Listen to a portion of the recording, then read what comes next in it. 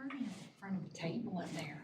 Okay, we're live on air. I know we are because it tells me that right in front of me. So, welcome to the Jacksonville Tourism Development Authority meeting. I appreciate everybody being here today. I don't think we have any strange faces around, so I don't need to reintroduce anybody. As you can tell, I am not Mike Lazzara. Unfortunately, Mike is not able to be with us today because his mother-in-law is having emergency surgery. So we would ask that you keep her in your thoughts and prayers. And he is going to be with them, so he's not going to be here. But he has asked me to proceed and hold on items that require funding or special approval so that all members can be present when we address those issues. So therefore, we will be removing items 5 and 6, which are the Wayfaring and the Vietnam Veterans Visitor Centers, from the agenda and reschedule them for our April 25th meeting. So let's proceed, and I'll ask that we need a motion to do that. So I'll entertain a motion to remove those two items from the agenda and to adopt the agenda. Yeah, I so move we adopt the agenda and remove those two items from the adopted agenda. Do I have a second? Second.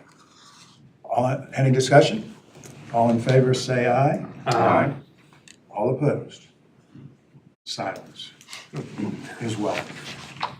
So let's proceed, and I will also entertain a motion to approve the minutes from the last meeting. So moved. Second. All in favor say aye. Aye. All opposed? Or silence. All right, first item on the agenda is the strategic, we'll move down to 7, 5 and 6 are related. Strategic initiative work and current promotion, and that is the staff, and I'm assuming the staff is Mr. Hart. But I'm going to defer to Ms. Teresa Beecham, who's going to bring us up to date on a few items here related to the strategic initiative work. Okay, thank you. We have been hard at work. Some of the things that we're working on, I just want to bring everybody up to speed and kind of remind you where we are and what we're doing for you. We have, of course, the hurricane postponed a lot of things that we had committed to with Visit and See with their partner programs. So we have quite a bit coming up in the next 90 days. We have 5 or 6 programs that we're doing with them, email deployments and promoting budget-friendly travels and Instagram stories. So we're moving along with those. We have, in April, we have our FAM tour. Susan Dozier will be in town hosting some travel writers and bloggers. And if you remember, that's a familiarization tour where the writers come into the market and we take them around, show them our assets, and they will, in turn, they'll write about it and give their opinion on it and influence others for their travels. She's got some great people committed. We've got 4 people committed already. One of them is, 2 of them really notable. One is from the AAA Go Carolinas magazine. And that magazine has I didn't realize it until Susan brought it to my attention, they have a circulation that's larger than our state magazine. So it's pretty significant. So she will be here. A couple of bloggers, food blogger and lifestyle blogger, as well as Scott Mason from WRAL in Raleigh is planning to come for a day, and he does a Tar Heel Traveler segment on WRAL. So he will be here as well. She's got a couple more in the works, and we have 3 more coming in the next 90 days. So we're hard at work with that. We are attending the Visit and See Tourism Conference next week. We leave Sunday, and we'll be there for 3 days, learning all kinds of fun things. And one thing they did do this year was they sent out their partner program opportunities ahead of time, which normally you go and sit in a session and they introduce it, and a lot of them get sold out by the end of the conference. So sending it out early allowed us to go ahead and make a plan for next year, so we'll include that in our strategic initiative report that we're doing for the next meeting, but we already have our sights on what we want to do and put together, so we're moving along. Very good. Any questions for Teresa? Thank you. Good report. Thank you for the hard work that you put in for us. It keeps us on track and keeps us focused. Thank you for that. Item 9, the Sturgeon City update. Well, let us finish with the Tourism Promotion Fund, Oh, I'm sorry. the Tourism Development Fund there. I was in a hurry. And, I don't know why. okay, so Teresa's going to also brief that, but if we want to, we can go ahead and make these points then. The St. Patty's Engineers Challenge, which was last weekend, March 16th. We'll recognize pictures of muddy and dirty people, and they pay money to do this, and they have lots of fun. And the weather was quite interesting out there, and they have ropes in strategic locations and dry marines and others. But you can see there's 388 registered, 510 persons attended, 42% were outside of Onslow County, and 47% of those traveled more than 101 miles. 91% said they would run it again, and 16% said they were overnight stays.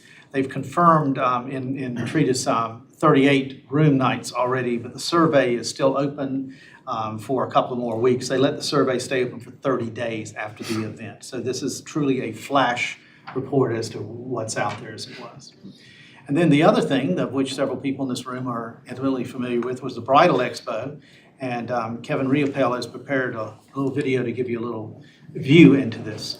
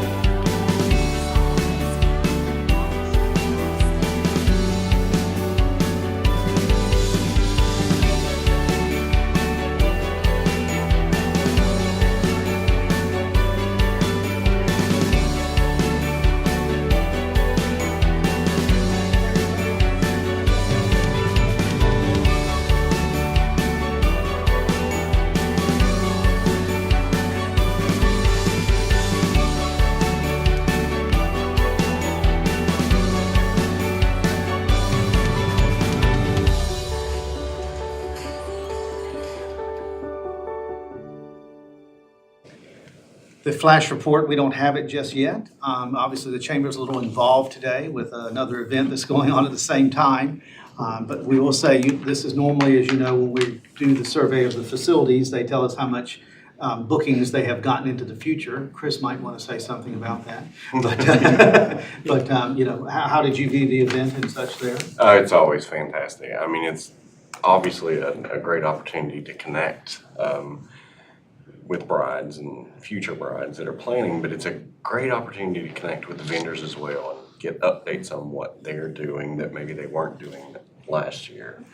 But yeah, several connections and future room night stays. I can maybe give a flash. I know that a couple of weeks prior, they had sold more tickets compared to all the years prior to date. They had sold more tickets than they had any year. So I know that when Lorette and I were talking at the show, she had said that we felt like attendance was definitely significantly had grown. So I was there for Friday night as well. And Friday night is they do venue tours for restaurants and venues, and that went really, really well. We put some emphasis on that this year, and that went well. They were able to sell both of those tours out. They go in a limousine and take one group to Swansboro and one group to Jacksonville, and they were well received. So they've got a great event there. This is future buys. This doesn't generate a lot of room nights immediately, generates them for the future. We like that. So that's part of it. And you'll see here a list of some events that are coming up into the future, some of them Tourism Promotions Fund, and some of the things that we're doing out of Sports Development Fund, and some of them that are our friends at the Sports Commission, as it was there. I do want to note that Art Block has delayed the Arts Council has delayed Art Block until the fall. They just felt like they weren't quite ready for it at this time. They've had some other difficulties, and so they're doing it, but they've committed to do it into the fall. Anything else you want to add? Got some good events coming up. I will say Fashion Week, if I may, Fashion Week, I talked to her maybe 10 days ago. She said that they had reserved a block of rooms. They were doing her show at the Marriott, and she had booked 38 rooms, I think, in the block, and so she had to get a second block of rooms. You know, remember she moved this to the spring from the fall, so she's, you know, kind of building on that. So I congratulated her on that. I thought that was a pretty good movement for her. Yeah, that's So very good. I think she'll do well. Very good. Well, you know, when we built the Commons, I always envisioned that we would have brides walking across that gym. Right, Sid? Amazing. I just, you know, it's amazing what we can come into. It's amazing what you did with the building there. Absolutely. All right, so that's it for number 8? Yes, you may go to number 9, and I'm going to do that for Paula because Paula is at the Business Expo today, where several of our people are. I just left there myself. Okay, this is good. And I bet you that Susan has been there I today have too. This is the progress on the building. I know that we're always interested in seeing, you know, how that's progressing along, and these are other views and such there. This summer programs, and they're just enrolling away down there. Earth Day is April 26th. They have 600 students, and that's going to be quite an event down there. That will be a very crowded place down there as it was. And they are participating in the STEM Expo. This is where they're also learning how to build their model to attract others from out of the community into the community as it is. And back to the matter there, they really like the way things are starting to look in there. As you can see, the walls are now getting buttoned up, and obviously we have the Shriners have already signed up for November of 2019. Here are the strategic marketing efforts. That's with the partnership that we have with the Chamber and the Julie Kehoe project as it was, and that's moving along. They are very proud of the bathrooms down there. Let me tell you, these women have just gone on and on with me about the bathrooms down there. And I walked in and I thought they looked nice, but Restrooms are very important for well, I think you could say they don't look Unitarian. I mean, this harsh light of the construction light doesn't make them look very enticing, but they have offset tiles in there, and it's very interesting. And these were some notes that she wanted to put there. Obviously, we talked about the Earth Day. She really wants to make this Earth Day festival a very annual event that will attract people down there. They're participating today in the Business Expo. Susan Dozer, she's part of this familiarization tour that's coming through. As we just mentioned, she's taking them down to Sturgeon City to show them that. And the military reunions, they've worked with Lisa Maravito very closely, and the other staff that's there. And then, of course, this meeting space sales effort is producing some things. Mr. Vice Chair can probably speak to that too. And then the museum partners about some traveling exhibits that will actually be there to kind of draw people in, and that comes with some built-in publicity, so that's really great. And then they're attending these events to kind of give more awareness of what it is that's going on in Sturgeon City at that time. So that's that. Well, thank you, Glenn. The photos that you saw at the beginning for the construction of the building do not do justice to the size of the building, the scope of the building, or what the building eventually would look like. Personally, I think it's going to be a very good thing for the community in several different ways. It's certainly going to be a good thing for the Sturgeon City Institutes and the education and the environmental side of it. But they're going to be able to do so many more things, educating the public about what we've done with the river, the history of the site. I mean, it's very, very exciting.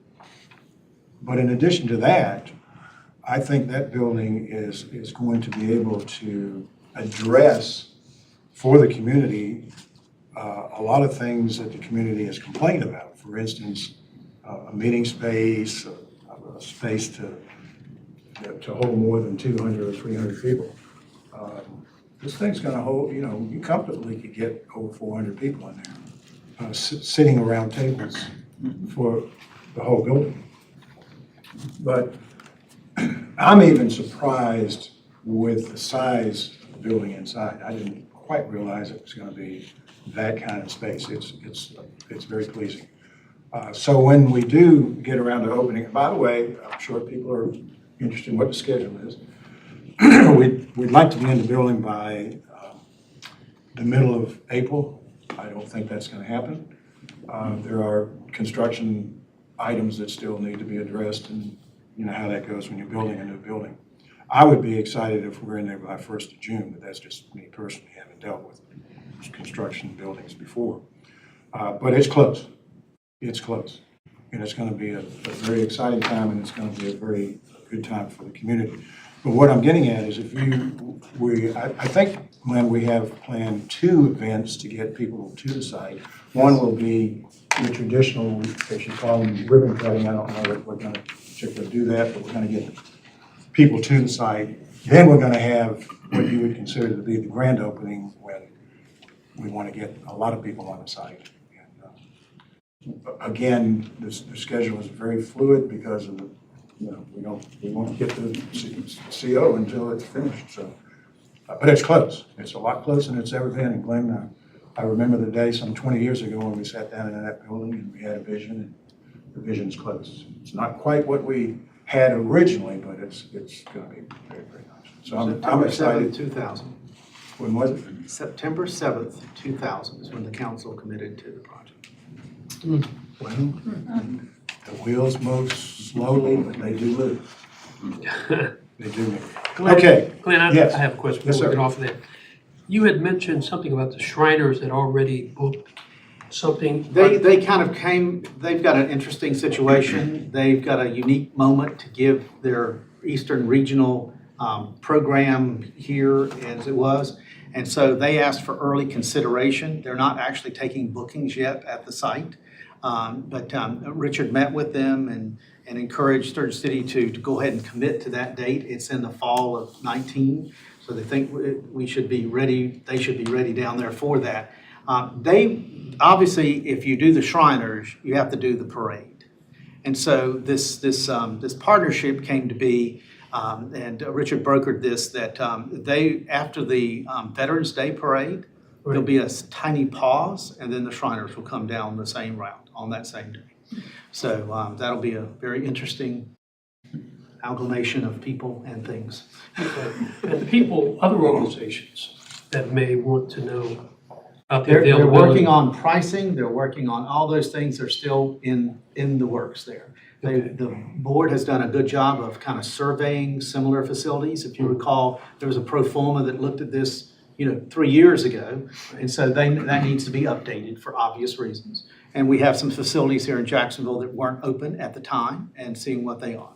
They're also dealing with the issue that we know, and Chris can speak to this, that their pricing right now is at a level that's not been seen before for hospitality. And so they're trying to balance that with what's out there as it was. And they don't want to undercut those that do this commercial. So those are, part of their considerations for what it is that the study's being done. The board will obviously make the final decision about that, but Julie Kehoe is helping them with that type of doing the math on that.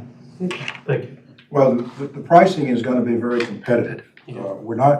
We don't intend on having pricing that's going to undercut anybody, or we're not in the business of just trying to get people into the building and make money off of that. It obviously is our lifeline. It's got to be self-sustaining, I would think. Yes, exactly. But we're not going into this saying that, okay, they're charging 200, we're going to charge 170.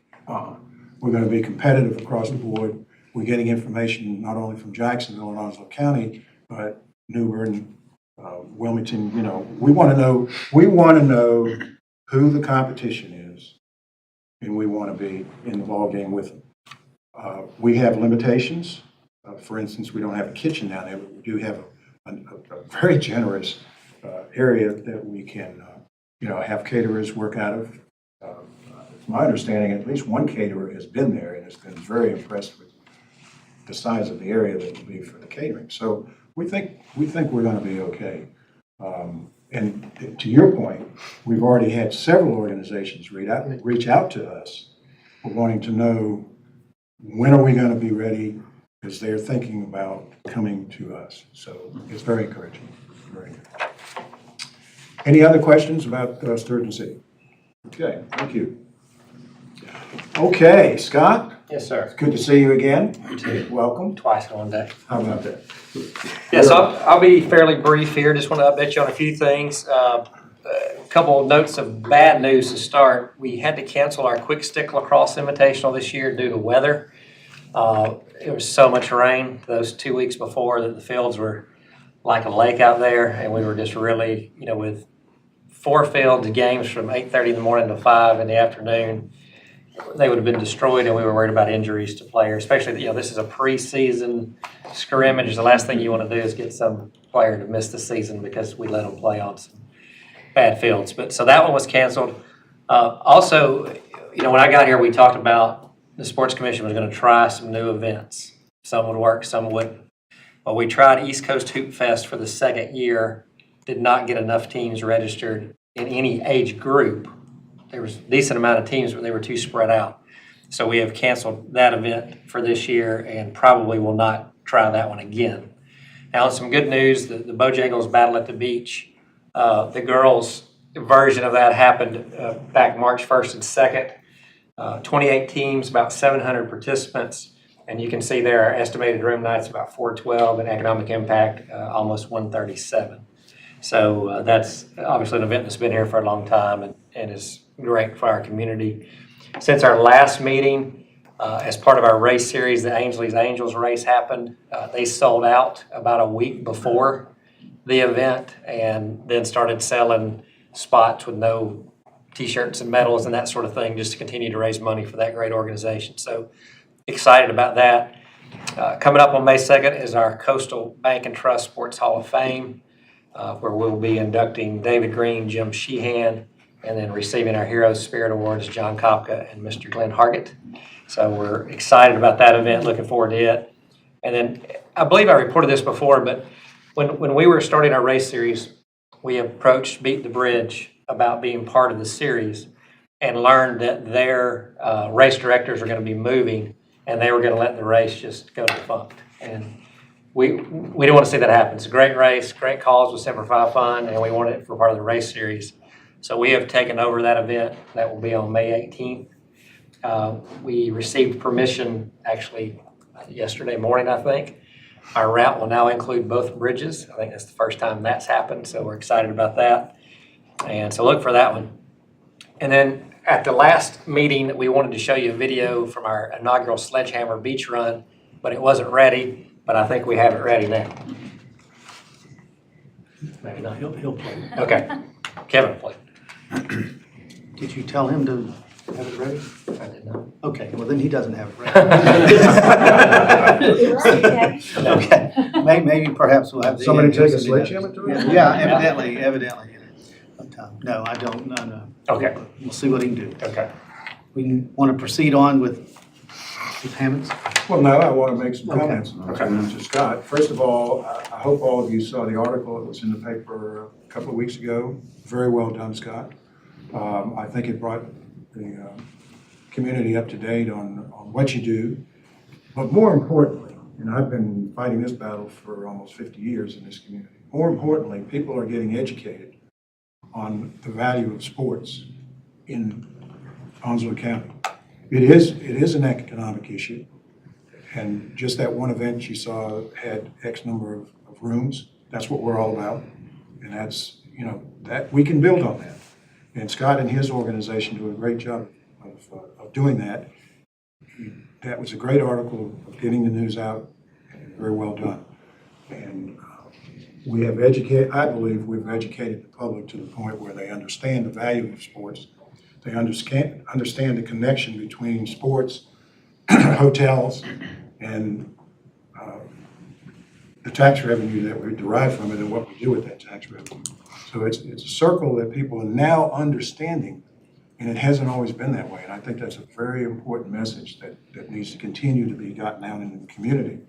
Because if we proceed with what our vision is, of building some sort of facility. That message needs to continue to be out there. People need to continue to be educated as to the importance of it and the value of it and the connection of it to the community and what it means to the quality of life here and what it means to the taxpayer. So that message has been received much better recently than it has been in the past. Part of that goes to you and your organization, and we appreciate that. Thank you. And as a side note, Glenn Hargett, the person that always wants to be in the background and never wants to have anybody say anything good about him, we're going to say some good things about you, Glenn, because this is a well-deserved honor. I really appreciate the fact that Glenn's going to receive this. He was there at day one, and it hasn't always been pretty, hasn't always been easy, and so it's good that your organization is going to recognize him. And John Kopka, everybody knows John.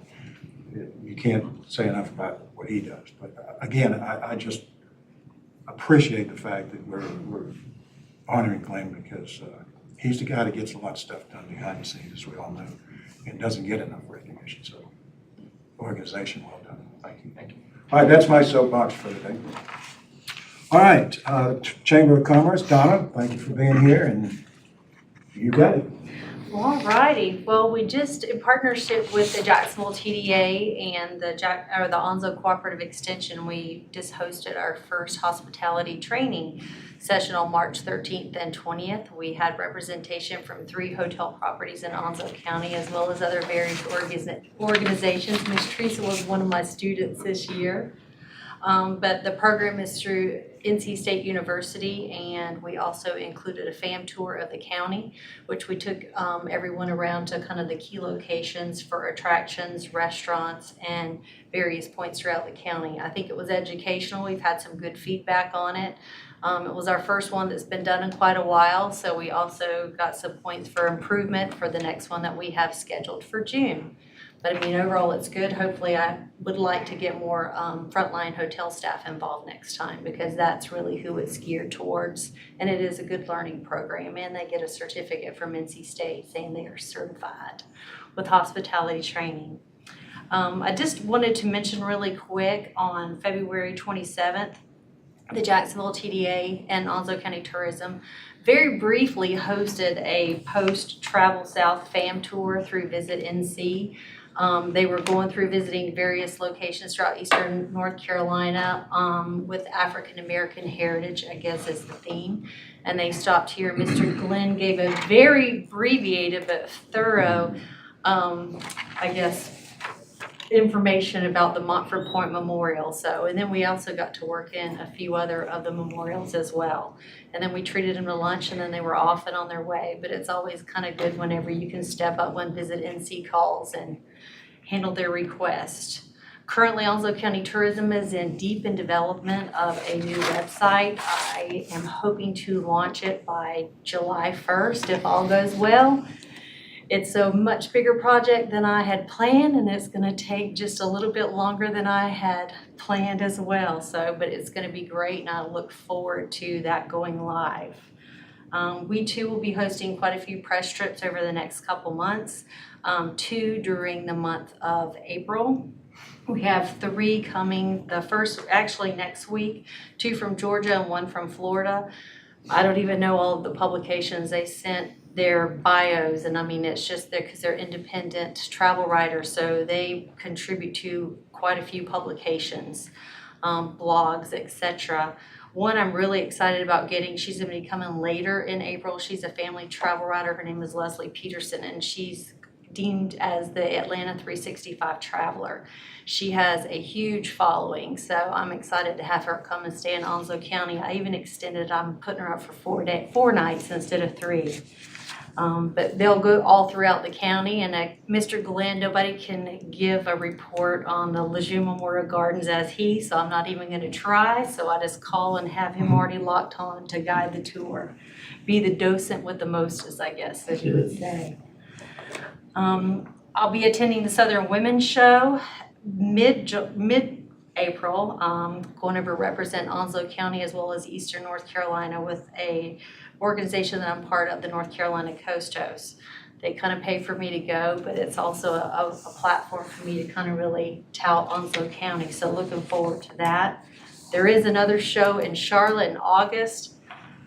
I sort of briefly mentioned something just before the meeting today. It would be nice if we can maybe do a partnership to go for that, because I mean, they have 10 to 15,000 people come through those shows.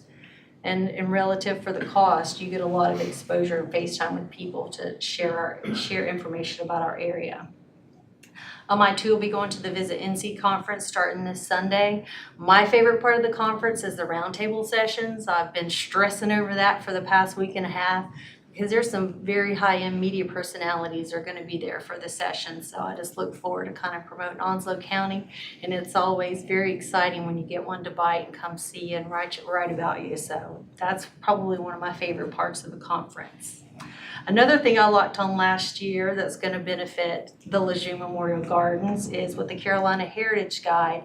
I was asking what their story theme would be for 2020, and he was telling me, and I'm like, you need to highlight the Lejeune Memorial Gardens. And he said, tell me a little bit more about them. So we're going to have the cover plus a write-up on the inside of the magazine as well. So we're going to get a chance to really showcase the Lejeune Memorial Gardens. And the magazine, they print 250,000 copies.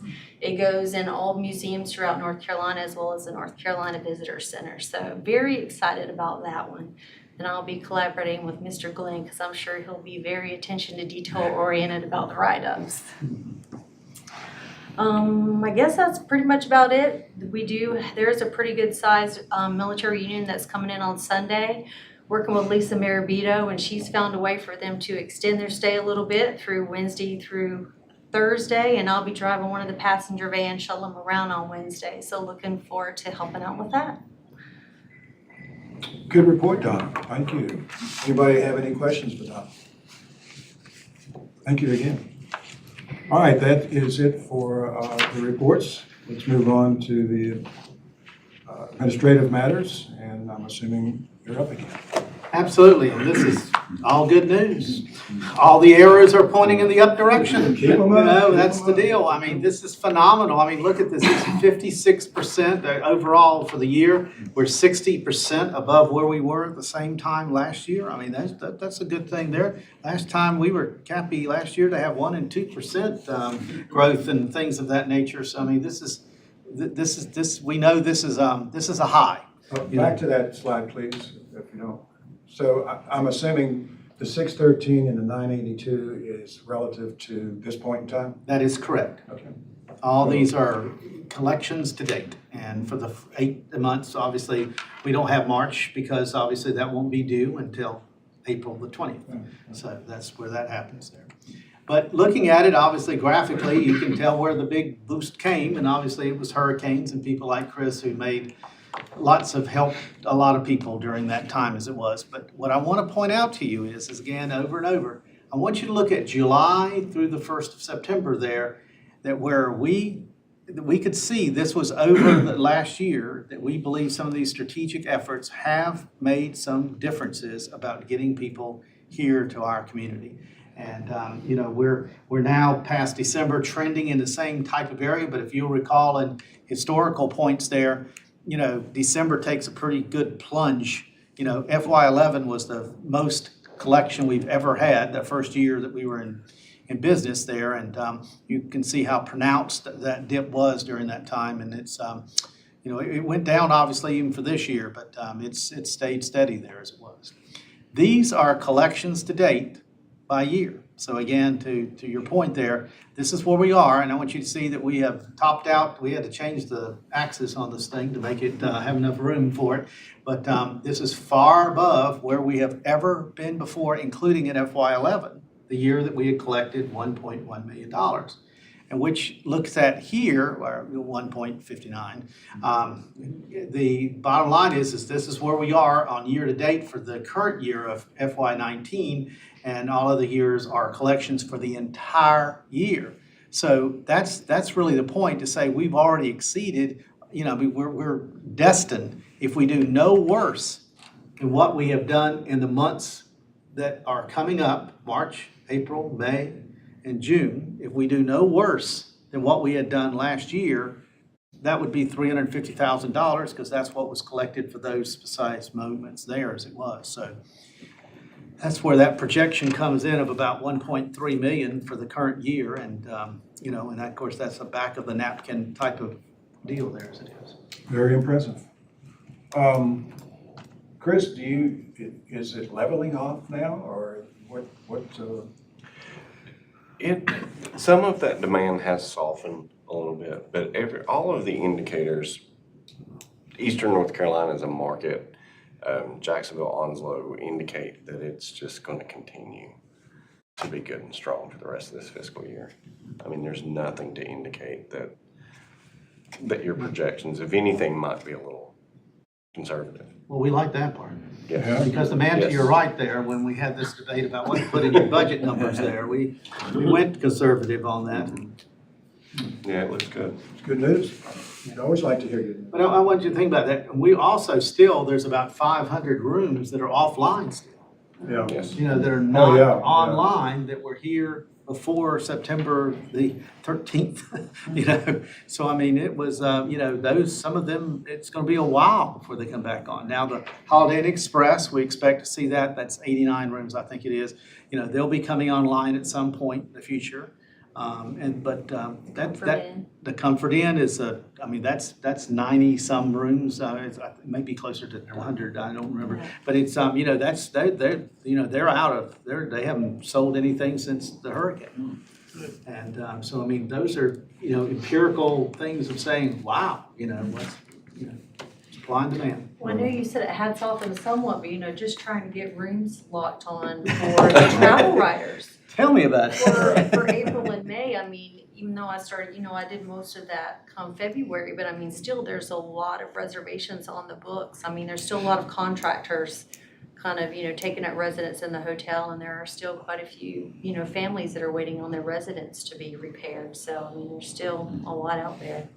It's getting a little easier, but a room is still, if you get one, you better be excited Well, about it. obviously, Chris can speak to this, but some of those people that might have been in some of the, you know, economy facilities, you know, they've come to more of the premier facilities now because of availability issues. So that's what's happened too. The contractors have pretty much gone for the economy and budget, and the others are now been pushed up. Somebody might have been traveling and used those type facilities. So the deal is that 3% of $100 is different than 3% of $50, and you're seeing the benefit of that. Well, it's to our benefit, and in some respects, it's a good thing. In some respects, you know where the money's coming from as far as the people having to be put out of their houses, and you don't like that part of it, but it's going into our coffers, and we have plans for it. Okay, thank you so much for that. I'll just take 13 if that's all right with you, Yes, sir. sir. Please do. Obviously, it's tradition for us at this time to present the budget, and it's in your document there on page 25. It is real complicated. We have projected, you know, this number to be coming in, and then the administrative fee that gets taken out that's allowed by law. Then you have net for distribution, and 1/3 goes to the pink money for promotion, and 2/3 goes to the tourism-related expenditures. This was the current year's budget, FY19, and this is what it looks like for FY20. We went up $25,000 in expected revenue. Again, we hope to exceed that greatly, but this is a number where we're at so that we don't come back to that end. And you'll see how the promotion and percentages are precisely the same as it is. So what we're requesting of you is if you will set April the 25th is the date for a public hearing on these matters. Mr. Weeks asked me to mention to you that it is likely near the end of the year. Obviously, your last scheduled meeting is in May, so that you would have to make some budget amendments to reflect some of the additional funding and some things that have changed since that time. So that would be the things to do at that moment. Thank you for that, and I'll entertain a motion to set the public hearing for the April 25th meeting for the FY20 budget. So moved. A second. Any questions? All in favor, say aye. Aye. All opposed? And to the end of that, Mr. Vice Chair, we would propose to At their meeting in April 25th, we're going to have Susan Dozer will be here. We'll have some other things to report, and we'll have our partners' reports too. And we would propose then to start the effort on our spending plan as to how some of that's shaping up and what your guidance might be on a few of those items that were there. And then present that for approval at your May meeting for the future year. Because obviously, one of the things we've asked you to do in the past is that because we have to spend some or make commitments for things into the future, as mentioned like at the Visit NC, if we don't get those opportunities, we lose them. And they're too valuable in their discounts and other things not to go ahead and do those type programs. They won't come due until the new year. Right. That's where that is. Right.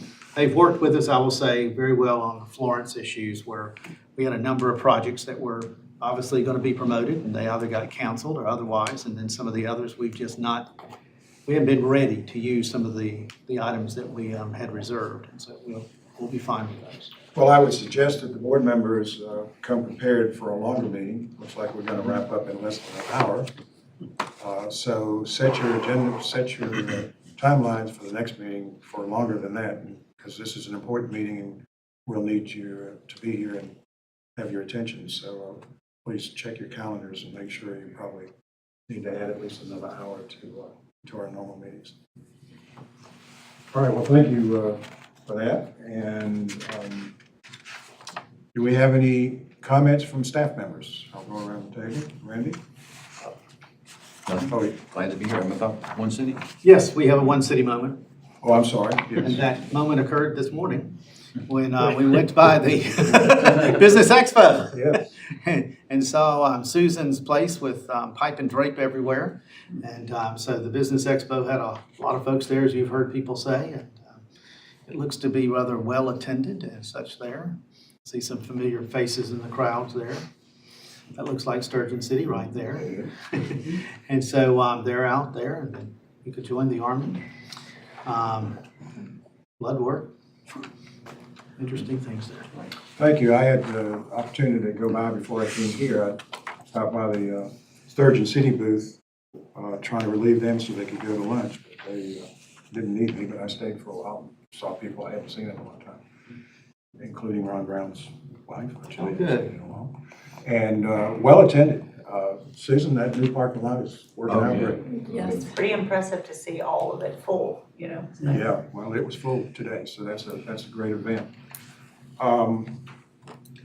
Before we, well, go ahead. We'll go to the board members and see if anybody has anything. So, Randy, You reminded me that I was out there last weekend for the Home and Expo, and that was the first time I'd seen the parking lot utilized like that, and they were still overflowed on the grass. It was really a big deal last weekend too, as well, I think. RVs were neat. Oh, the RVs, right? They took up a lot of space. Pretty neat.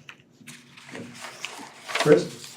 Just to comment on what Donna had mentioned earlier about the hospitality training, I've heard some feedback from that, and it was very positive. It seemed like it was very engaging. I have to say, Miss Regina rocks, and the fact that you guys give her so much space to kind of do her own thing and create all those waffles that she makes, and it's just, I mean, it's just it takes kind of customer service to a whole new level when you do that. And you know, people come in and expect to see her, and what are you going to make for me this morning, Miss Regina? And just like, oh, I got this new recipe I'm working on. It's just that, you know, that sticks with somebody, and they take that with them and they share that with others, and you know, that makes them want to come and experience that as well. But she's a gem to have at your place. Indeed, she is. And she learned so much about the community. I mean, she just really spoke very highly about But she was one of the ones that hadn't been to a lot of the places, so, you know, she was, you know, as for the frontline staff, she learned a lot and was very gracious. I don't think any of the hoteliers actually that were with us had been to very many, because some of them are new to the community, like in the last year to 18 months. And so to me, the most valuable thing is people are in your hotels asking, what is there to do? You know, we've got 5 hours downtime. And a lot of times if they haven't seen it, they can't really get excited as we'd like them to be. But all of them were, myself included, there were a couple things I had not done. And it's most impressive. So I think that was just so good if we could just have everybody in every hotel at some point do that, I think it would be fabulous. You know, kind of kudos to the business owners because they went above and beyond to make Yeah. everybody hospitable. They went above what I expected them to do with some of them. I mean, they were just, it was great partnership. So between us and the business owners throughout the county. I am constantly surprised when we do Citizen Academy, when we do some other programs, the number of people who have been here for a long period of time who have never been to some certain places. And I know Susan has heard it from, that never have been inside the commons, Yep. that have never been to Lejeune Memorial Gardens. And it's amazing, what's there even with us as a community. And yet we have so many that, those of us in this room are certainly no stranger to those two locations. Yeah, that is kind of amazing. And probably some of the same people that say there's nothing to do in town. And they will be. We've been that for years, too. Ernie? Well, just two things. Number one, Citizen Academy. My wife was in the last class, and she had been here. I call her Miss Civic Duty. Yes. She has been here for ages, and she said she learned stuff that she didn't know. She's been out here over 30 years, Wow. and she's saying she recommends it for everybody, all Jacksonville citizens. And it's kind of pushed me towards going towards it next time. So yeah, it's a good point there. And our citizens really need to avail themselves of that. It's a very limited space, but from what I understand. Secondly, the multi-purpose complex. I've been getting a lot of questions asked. People are excited. They hear it in the wind. I hear it at the courthouse. And everybody is saying, when, hey, what are we doing? City-county collaboration. They want to see something, and I'm pretty sure something's coming down the pipe, but it's a lot of talk about that. And I'm not gonna say any more because I looked at the last minutes and the last meeting ended at 2:20. So it's 2:20 now, so I'm gonna end it. Well, I'm not gonna make any comments about the facility. I think it's still in the massaging process, but I would say this. We need to kick this ball down the road quicker than it's being kicked right now. And I say that because the tendency for government, John, you know this, is to just delay things until you push to do it. Well, as I understand the flip, there's a 10-year window. I would not like to be sitting here 6 or 7 years from now and still having this conversation. So I think, I'm going to try and have a conversation with Mr. Lazara and see if we can at least start the process of figuring out, what needs to take place next. You mentioned the county. My vision, and it's just Ken Hagan's vision, is that we bring a lot of stakeholders to the table initially. I'm talking about community college, the school systems, the county, the city, and let's see what could be done with all of these entities, whether they even want to be a part of it, and then move from there. Identify the players that are going to move forward. Because there is an opportunity here, and let me point something out. At the end of 10 years, now correct me if I'm wrong, at the end of 10 years, we're going to have roughly $10 million sitting on the table. Is that correct? We throw out about 600 a year, and then of that, 300 is committed to the bond for Sturgeon City. So I've been educated myself. But it's still going to be a sizable amount of money. So I'll pale it back to $5 million. We already have some in the bank. Mr. Thomas can do the math better than I. Well, the point that I'm trying to make here is there's going to be a pot of money sitting there just from this organization. And whatever other partners want to be part of the process, hopefully they obviously be part of the process, you would bring money to the table. There's an opportunity here. And I think we need to start working on that opportunity sooner rather than later. That's all I'm going to say about that. However, I would like to say thank you to the city staff, which helps us do our job. John, appreciate you being here, keeping me straight when I miss an agenda item. As you did when I missed them when I sat in the other chair. Carmen, thank you so much for taking the notes and keeping this a readable object that we can look at. And thank you to the finance department, Mr. Allen, who passed this along to your boss, because we could not do it the way we do it without the help of the staff. So we're very appreciative of that. I thank you. Absolutely. If I may say something again, I want to personally congratulate you, Glenn. You're a silent warrior for the city. And like Ken said earlier, you like to be behind the scenes and all this other stuff. And I think it's so beautiful that now they're calling you front and center and everything, because it's well deserved. It's many, many years. Outlasted them. Oh, I've heard that phrase. Y'all look That's all forward I'll to say. the speech. Yeah. Well, again, a reminder about next month's meeting. The date's the 25th. It will be a long meeting. We'll get a lot done, so use your calendars and appropriate the proper amount of time. With no other business to come before us, I'll entertain a motion. So moved. Second. All in favor, say aye. Aye. Meeting's adjourned.